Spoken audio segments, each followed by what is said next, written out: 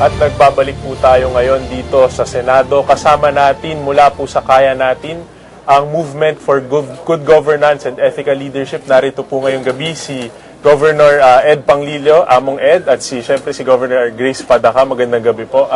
Simulan natin sa tanong na bakit po kayo narito ngayong gabi or ngayon sa Senate hearing? Among?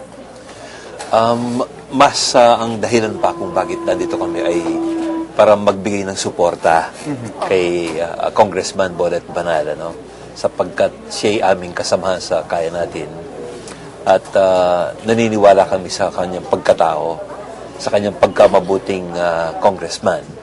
Sa tagal ng aming pagsasama, namin binabata ito, no? At yung mga salaysay niya nung nakarang Webes, ano? Ay sa aming palagay ay kapani-paniwala, no?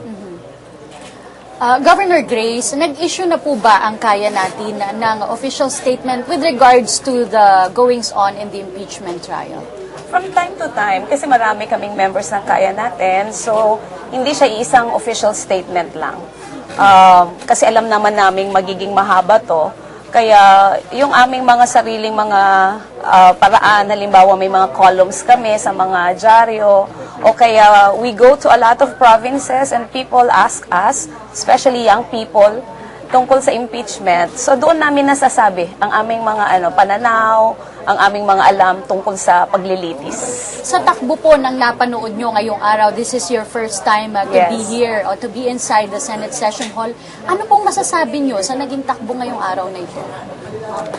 Well, sana first time ko I was thinking of the ordinary people. Kung ako nga ay medyo nagwo-wonder yung isip ko. 'Di ba? Parang sa haba sa haba ng mga pagtatanong at saka puro dokumento, kung ako nga na naging broadcaster din dati, interesado sa mga bagay na ito, and also as governor, ay parang may effort na mag-concentrate. Yung ganon. So iniisip ko, paano kayo yung mga nanonood sa TV? Sana huwag silang mawalan ng gana sa pangyayaring ito dahil it may be tedious, it may be at times boring, pero importante itong prosesong to So, ang iniisip ko na lang habang nandun kami sa loob kanina ay sana, doon mas malaki yung role ng mga hukom, ng mga judges. Because sila talaga ang magde-decide at sila dapat ang makinig every time, every minute, every document, every witness. Tayo, walang obligasyon na mag-judge para ganon. Kaya parang, kung ako dapat, siguro mas nakakonsentrate ako kung sinusulat ko isa-isa. Yung ganon. Pero kung ordinaryong tao lang ako nasa bahay, tapos maraming ibang pwedeng gawin sa bahay, baka mawala yung attention dito So, pero ang isa namang observation ko, there are people who text me and I'm quite amazed that sabi nila, pinapanood nila. Nagalit sila. Somebody texted me from Tanawan, Batangas.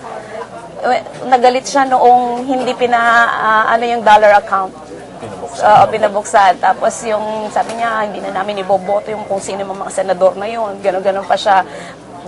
Grace, bukas manunood ulit ako. Yung ganon. Parang, parang kung ako mismo, parang mabuti naman at may mga katulad niya na ganon. Pero gaano karami. That's very good news nga po. Among, alam po ng publiko na sa mga kasamahan niyo po sa Kaya Natin ay nasa prosekusyon. Si Congressman Banal, si Representative Bag-aw. Does this mean po that Kaya Natin is siding with the prosecution? It's more of a stand for truth, and accountability.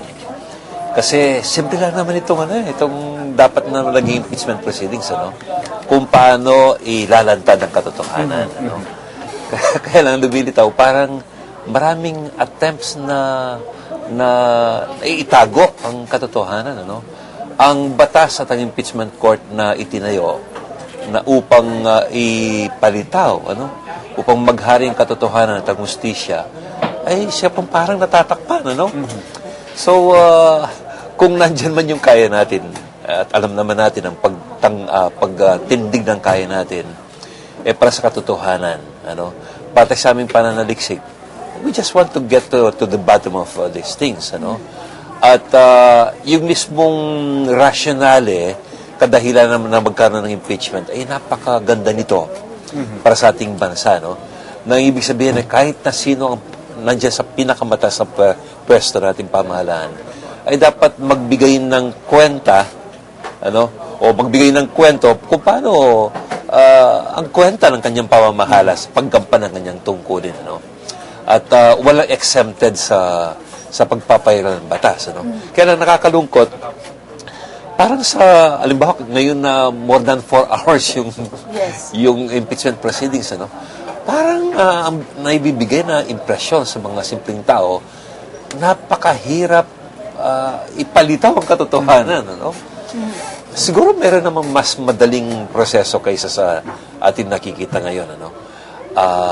Kasi ang taong bayan ay talagang nananawa na sa pagtatago ng mga ill-gotten wealth. Ang mga taong bayan ay pagod na sa pagtatakip ng mga tinatagong pagpapayaman na mali na ang ating mga public officials. Panahon ng pangipalitaw ito at gawaran ng hustisya. Governor Grace, you have said that you are for accountability. And in this case po, isa po dito sa mga offenses ay ang betrayal of public trust ni Chief Justice Corona.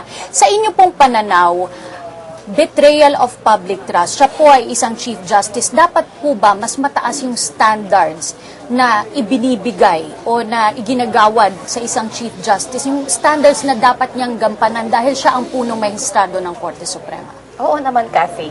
Kahit na nga sa ordinaryong judge lang sa MTC o sa RTC. Dahil kami ni Among, galing kami sa probinsya eh. So I also have undergone a case against me for libel.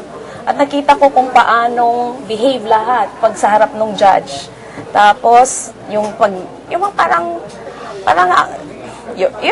the very words, Your Honor, that's used to address them, ay yung pagpapakita ng dapat silang irespeto. Pero kung mismong yung Supreme Court na, kataas-taasang hukuman na, tapos punong mahistrado pa, ang nalalagay sa isang sitwasyon na parang hindi mo na siya, parang mahirap mo na siyang igalang o mahirap mo na siyang pagkatiwalaan. Mahirap mo na paniwalaan na kung magdedesisyon man siya ay base sa tama. Saan pa tayo pupunta? So sa tingin niyo po, kahit na ma-acquit siya, mahirap pa rin mabalik yung tiwala sa kanya? Yeah, may pinag-uusapan nga kami na na okay, if he gets acquitted, parang ano pang mangyayari? The very fact that he has not even gone on leave, diba, is I'm sure affecting his job, and more especially the ongoings in the Supreme Court too much, much too much. Yung ganon. Should it be selfishness na mangibabaw dito? Although on the other hand naman, kailangan din nating respetuhin that, everyone is presumed innocent until proven guilty. Kaya lang kasi, kung minsan ang lumalabas sa nakikita natin, kung minsan, parang nasa galing ba yan ng abogado? Yung ganon. Kung ina-explain ko ito sa mga estudyante sa mga probinsya na napupuntahan namin, ang ginagamit kong example, halimbawa may na-rape kayong kapatid, halimbawa pinatay yung tatay nyo, pero dahil you cannot afford a good lawyer, because usually the good lawyers are the expensive ones, does that mean to say na hindi na na-rape yung kapatid mo? Does that mean to say na hindi na pinatay yung tatay mo? Yung gano'n eh. So parang yun ang mga nakikita kong minsan na ang katotohanan pwedeng pagtakpan sa pamamagitan ng paggamit, pag-exploit sa knowledge ng batas sa hindi tamang paraan. Governor Grace, Among Ed, thank you very much for your time. Maraming salamat. Salamat din. Thank you. Samantala, Dino, maraming naging mahaba itong day 20 ng paglilitis ni Chief Justice Corona dito sa Senado. Pumunta po tayo, tunguhin po natin ang highlights for the day.